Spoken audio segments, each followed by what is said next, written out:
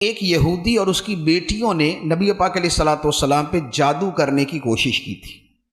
آپ کے منہ مبارک، آپ کی کنگھی کے چند دندانے اور ایک پتلا سا بنا کے موم کا، تو وہ کسی کنویں کے اندر ڈالا تھا اور نبی پاک علیہ الصلوۃ والسلام کے جسم اطہر پر اس کے اثرات ظاہر ہوئے تھے۔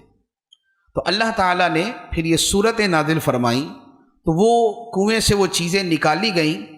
یہ دونوں صورتیں پڑھیں، 11 آیتیں ہیں، ایک میں 6 آیتیں ہیں، ایک میں 5 آیتیں ہیں، 11 آیتیں۔ تو یہ 11 آیتیں جب مکمل کیں تو اس میں 11 سوئیاں تھیں، اس پتلے کے اندر 11 سوئیاں تھیں۔